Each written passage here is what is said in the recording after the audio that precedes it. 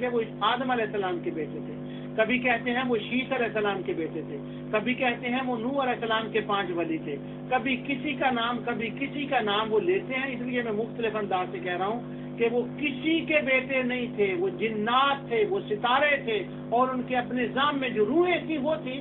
جیسے علامہ ابن حزم نے لکھا، علامہ ابن الجوزی نے تلبیس ابلیس میں لکھا، ابن حزم نے الملل والنحل میں لکھا، کتاب الالوہیہ میں اس نے حافظ ابن تیمیہ نے لکھا، اور ارض القرآن کے اندر سید سلیمان ندوی نے لکھا. اور جو مکتبے نکلے ہیں انگریزوں کے خدائی کے دوران، وہ لوگ کہیں گے گوروں کے حوالے کو دیتا ہے. وہ گوروں کے حوالے میں اس لیے دیتا ہوں کہ ان کو میں بطور سند نہیں دے رہا، یہ میں کہہ رہا ہوں کہ اس کو ایک ایڈیشنل طور پر اس کا بھی ایک حوالہ ریفرنس دیا جا سکتا ہے. تو سید سلیمان ندوی کہتے ہیں جو کتبوں سے نکلا ان کے اندر بھی یہی لکھا ہوا تھا کہ ہم جن کے مجسمے بناتے ہیں وہ ستاروں کے مجسمے تھے. آپ بتائیں اگر لوگ اس بات کو سمجھ لیں کہ انبیاء صالحین کی عبادت نہیں ہوئی، جیسے کتاب التوحید کے اندر لکھا، میں نے آپ کو عبارت پڑھ کر سنائی، وہ کہتے ہیں شرک شروعی محبت انبیاء سے ہوا ہے، شرک شروعی قبور صالحین سے شروع ہوا ہے. اگر اس روایت کو رستے سے ہٹا دیا جائے تو کیا پھر بھی شبہ رہ جائے گا؟ اب ہمارے دوست جو ہیں ان کی یہ ذمہ داری بنتی ہے کہ اس کتاب کو پڑھیں اور اس روایت کا رد کریں اور دنیا بھر میں یہ بات پھیلا دیں کہ بت جو تھے وہ نہ نبیوں کے تھے، نہ صالحین کے تھے، نہ 5 پیروں کے تھے، وہ کسی اور کے بت تھے. اور یہ جو شبہ ڈالا جا رہا ہے یہ غلط ہے.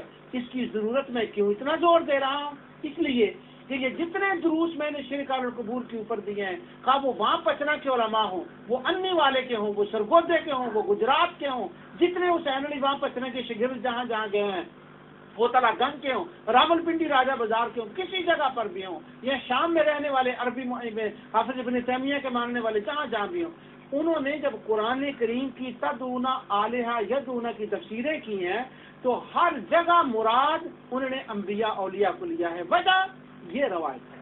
قرآن کا رخ موڑ کر رخ موڑ دیا.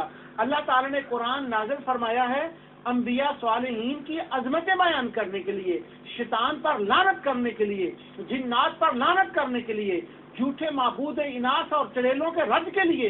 وہ جو آیتوں چڑیلوں کے رد میں آئی تھی، وہ جو آیات جنات کے رد میں آئی تھی، اور جنہوں نے خدا کی اولاد کو بنا لیا تھا نعوذ باللہ، ان کے رد میں آئی تھی.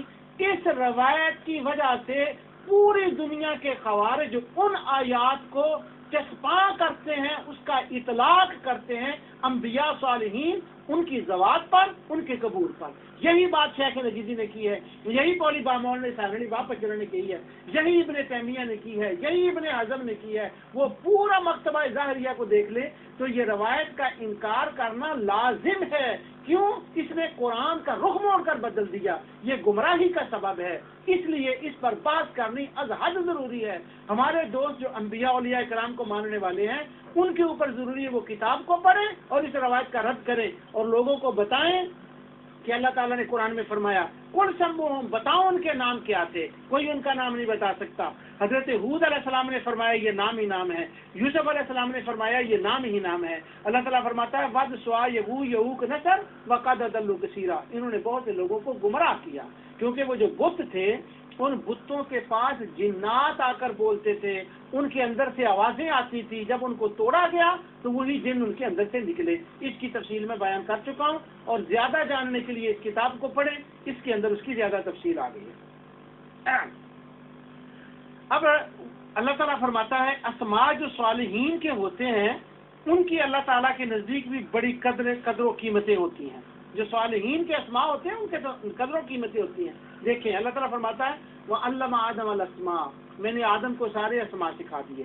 اگر اسماء کی کوئی حقیقت ہی نہیں ہوتی تو سارے اسماء آدم علیہ السلام کو کیوں سکھائے؟ اللہ تعالیٰ فرماتا ہے وَسَمَّاكُمُ الْمُسْلِمِينَ، میں نے تمہارا نام مسلمان رکھا ہے. آگے اللہ تعالیٰ فرماتا ہے حضرت مریم کے بارے میں اِذْ قَالَتِ الْمَلَائِكَةُ يَا مَرْيَمُ إِنَّ اللَّهَ يُبَشِّرُكَ بِكَلِمَةٍ مِّنْهُ اسْمُهُ الْمَسِيحُ عِيسَى ابْنُ مَرْيَمَ. اے مریم تجھے بشارت ہے تیرے گھر میں بیٹا ہوگا جس کا نام مسیح ہوگا، عیسیٰ ہوگا. اب اگر اللہ فرماتا ہے نام ہی نام ہے، ان کی کوئی حقیقت نہیں، وہ انبیاء کے نام ہی نام نہیں ہوتے، ان کی حقیقتیں ہوتی ہیں. عیسیٰ علیہ السلام واضح فرماتے ہیں، مشہور آیت ہے قرآن کی وَإِذْ قَالَ عِيسَى ابْنُ مَرْيَمَ يَا بَنِي إِسْرَائِيلَ إِنِّي رَسُولُ اللَّهِ إِلَيْكُمْ مُصَدِّقًا لِمَا بَيْنَ يَدَيَّ مِنَ التَّوْرَاةِ وَمُبَشِّرًا بِرَسُولٍ يَأْتِي مِن بَعْدِي اسْمُهُ أَحْمَدُ۔ حضرت عیسیٰ علیہ السلام فرمانے لگے لوگوں سن لو بنی اسرائیل، میرے بعد ایک رسول آئے گا، اس کا نام احمد ہوگا، نام عیسیٰ، نام زکریا، یا زکریا انا نبشرک بغلام اسمہ یحییٰ لم نجعل له من قبل سمیہ۔ اللہ فرماتا ہے زکریا تمہیں میں نے بیٹا دیا، اس کا نام یحییٰ میں نے رکھا ہے، اور اس سے پہلے کبھی یہ نام نہیں رکھا گیا۔ معلوم یہ ہوا خدا کے نزدیک ناموں کی اہمیت ہے۔ مصطفیٰ اچھے نام رکھتے تھے، برے ناموں کو بدل دیا کرتے تھے، تو ناموں کی اسلام کے اندر اہمیت ہے۔ اور جن کے بارے میں یہ کہا جائے کہ ان ہی الا اسمان سمیتموہا انتم وآباؤکم ما انزل اللہ بہا من سلطان، کہ یہ نام ہی نام ہے، یہ گھڑ لیے گئے ہیں، ان کی کوئی حقیقت نہیں۔ اسلام کے اندر تو ناموں کی برکتیں ہوتی ہیں۔ ہم محمد نام کیوں رکھتے ہیں بچوں کے، احمد نام کیوں رکھتے ہیں؟ یہ کسی نسبت کی وجہ سے رکھتے ہیں، یعنی اچھے ناموں کی تو جب کسی کے ساتھ نسبت ہو جائے تو وہ برکت ہو جاتی ہے۔ امام قرطبی لکھتے ہیں جب حضرت سیدہ مریم کے بارے میں آتا ہے نا کہ وہ گئی حضرت عیسیٰ علیہ السلام کی پیدائش کے بعد لے کر عیسیٰ علیہ السلام کو لے کر اپنی قوم کی طرف جاتی ہیں، تو قرآن میں اللہ تعالیٰ فرماتا ہے کہ یا اخت ہارون، اے ہارون کی بہن، تو ماں کان ابو کی مرا سوئی و ماں کان تم کو بتیا، تیرے ماں باپ تو ایسے نہیں تھے، یہ تو نے کیا کیا کہ تو بیٹا لے آئی؟ تو امام قرطبی اس کی تفسیر میں لکھتے ہیں یہاں سے ہارون سے مراد وہ ہارون علیہ السلام نہیں ہے جو حضرت موسیٰ علیہ السلام کے بھائی جو نبی ہیں۔ اصل میں بات یہ ہے کہ چونکہ ہارون علیہ السلام کا نام برکت والا نام تھا، تو ان کی اولاد اور ان کی قوم کے لوگوں نے اس کے بعد برکت حاصل کرنے کے لیے ہارون کے نام پر اپنے بیٹوں کے نام رکھے۔ تو یہ حضرت مریم کی فیملی میں اور بندہ تھا جو ان کا کزن تھا، اس کا نام ہارون تھا، تو اس کی وجہ سے یافتہ ہارون کہا گیا۔